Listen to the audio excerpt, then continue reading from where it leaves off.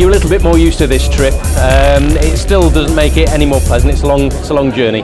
Yeah, you know, you do get used to it, I suppose, because you know what to expect. But it is a long way, you know, regardless of what anyone says to you. And this is the first time I did it with my son as well. You know, 4.5-month old. So that was more daunting than anything else. But he behaved really well, and my partner, she did her bit best as well. So all in all, yeah, we've arrived pretty in good shape. And it says something, doesn't it, that Steve McNamara is gathering the best players from Australia for this game. England taking it seriously, it's important that you put in a good result. Yeah, well, speaking to Steve, you know, over the last few weeks, I think you know, what he made clear to us is that this is a game for England going forward, you know, into the Four Nations. He didn't want to treat it like a trial game and just see, you know, how people went. He wants to see this as picking up from where we left off last year, and like I said, going forward. Now, not too many people over here have heard too much about Gareth Ellis. How much did you know about him, at least before you travelled today? Probably not that much, really.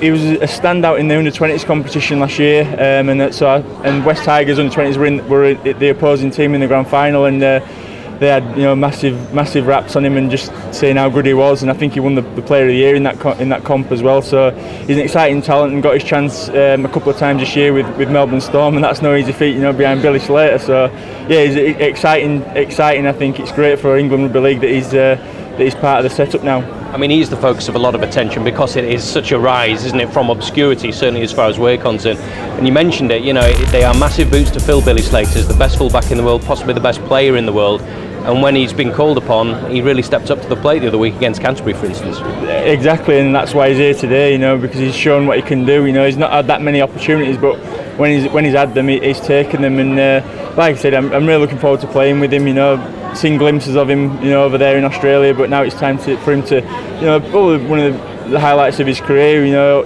hopefully if he gets the chance at the weekend. And what about you? How's the season going for you? You had a fantastic first season for Wests. This season?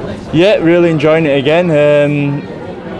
As a club, we started off, you know, like a house on fire, and then we lost 4 on the bounce. Then we've just come back and won 4 on the trot again. So we just need to get that consistency back. But you know, all in all, really enjoying my rugby league over there.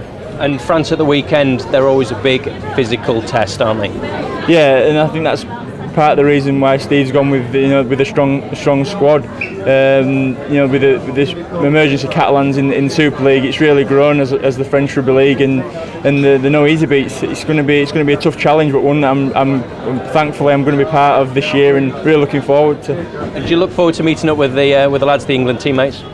Yeah, that's one of the perks of it as well. You know, because they are teammates, but the mates as well. You know. Spent a lot of time with a lot of them, you know, whether it's travelling over to Australia or spending time in the UK, playing alongside a lot of them as well. So yeah, that gives me an excuse to get back and catch up with everybody.